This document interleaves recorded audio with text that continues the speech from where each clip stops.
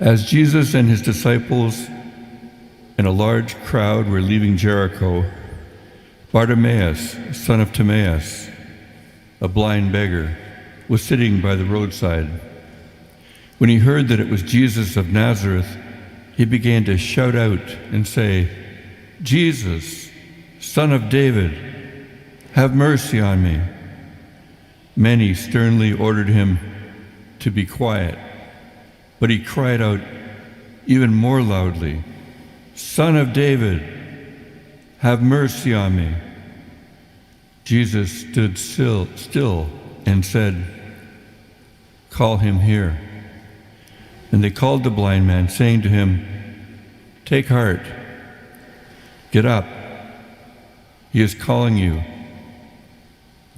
So throwing off his cloak, he sprang up and came to Jesus. Then Jesus said to him, "What do you want me to do for you?" The blind man said to him, "My teacher, let me see again." Jesus said to him, "Go, your faith has made you well." Immediately the man regained his sight and followed Jesus on the way. The Gospel of the Lord. Praise to you, Lord Jesus Christ.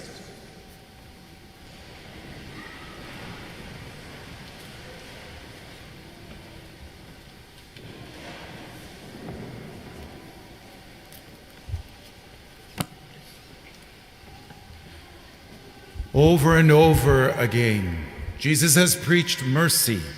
He preached forgiveness. He performed great, marvelous acts, great miracles. And before his disciples' very eyes, something truly remarkable was happening.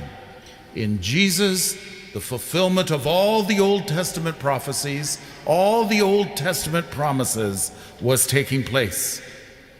And yet, many of them simply still could not see. They were blinded to the reality of God's presence in their midst. They failed to recognize the action of God in Jesus, in what he said and in what he did. For some reason, they were easily blinded to spiritual things, to the manifestation of God's plan of salvation. They failed to recognize the voice of God whispering to them in the miraculous events unfolding around them. And again, in today's gospel, we see them sternly warning Bartimaeus not to call out to Jesus. They're warning him to be quiet. And those following Jesus, they failed to ask a key spiritual question. What is love asking of me now? By his actions, Bartimaeus did ask that question. What is love asking of me now? For he gained great courage and spoke even louder and called out in spite of their cautions. He cried out, "Son of David, have mercy on me."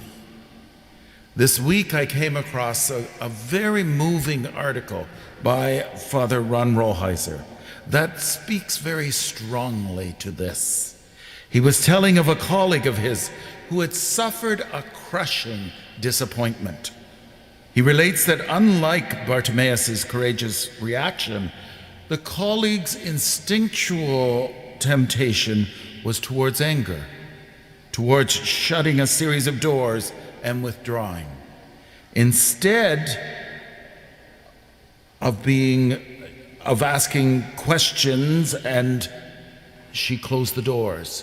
She was angry, but she was wounded in spirit, and she asked herself, "What is love asking of me now?" In answering that, she found that despite her every instinct to the contrary, love was asking her to move away from bitterness, to move away from her withdrawal, asking her to stretch her heart in ways that it had never been stretched before. What is love asking of me now? That is the question we need to ask ourselves every time the circumstances of our lives are shaken negatively or positively. Every time the circumstances of our lives are shaken by wound or by grace, to a point where we no longer want to respond graciously and lovingly because everything inside of us wants to shut down, withdraw, or lash out. Thus, and for example, when we have just been through a bitter divorce, when I feel my heart hardening and find myself growing hateful towards someone I once trusted, once loved, the question becomes, what is love asking of me now? When a colleague humiliates me at a meeting with insinuations that are untrue, and my blood boils at the unfairness, the injustice, the question becomes, what is love asking of me now? When my own child rejects my faith and values, complete with the hint that I am naive and out of step with the world, and my temptation is to self-pity, and however subtle, to withdraw my love and support, the question becomes, what is love asking of me now?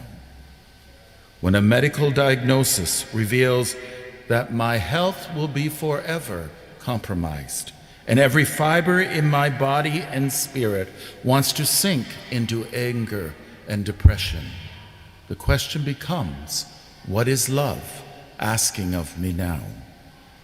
When the church that is my mother tongue, that gave me the faith, is found to be unfair, to be the bearer of sin, when I see its flaws and am left to ask the question of how I can stay in a church with that history or those dysfunctions, the question becomes, what is love asking of me now? When I am betrayed in a relationship, lied to by someone I trusted, the question becomes, what is love asking of me now? When I myself betray a trust, when out of weakness I sin, when I want to wallow in self-hatred, or to rationalize or deny my weakness, the question becomes, what is love asking of me now? When an election in my country, my province, my city, produces a leader whose personalities and policies go against everything I stand for, the question becomes, what is love asking of me now? When the parish world I grew up in begins to give way to multilingual, multicultural, multiracial, a multireligious world that leaves me feeling left behind, when paranoia and defensiveness have me desperately trying to hang on to what once was, the question becomes, what is love asking of me now? When I live with someone in my family who is dysfunctional, and my every desire is to avoid him or her and live my own life, the question becomes, what is love asking of me now?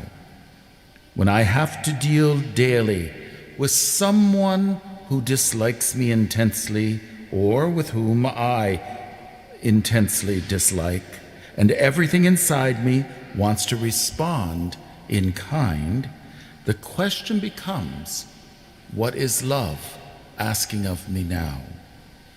Any challenge we have in our lives, any conflict, any lack of forgiveness, the question always becomes, what is love asking of me now?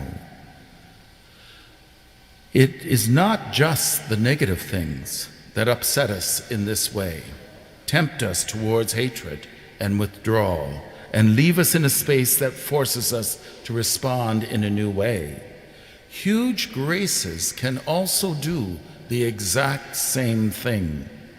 When I finally get that long longed for promotion, completely with the big salary and a voice in decision-making, and the temptation is to inflate and feel superior to those around me. The question becomes, what is love asking of me now? When I am invited through some great success, say to be valedictorian for my graduating class, and I'm on the podium basking in the adulation of the crowd, aware of the jealousies of my classmates before me, multiple temptations will beset me, most of them very unhealthy. The question then becomes, what is love asking of me now?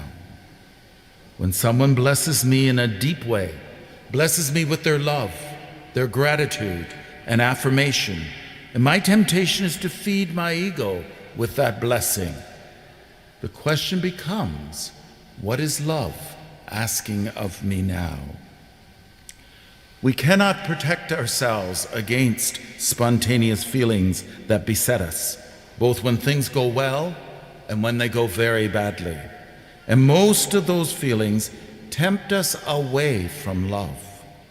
So whenever either a depression or an inflation, a desolation or a consolation is tempting us away from what is best and most noble, the question becomes, what is love asking of me now? The point of any prayer is to respond to the Lord asking us, as he did blind Bartimaeus, what do you want me to do for you? Our response with Bartimaeus's must be, let me see again. Shine light into my darkness.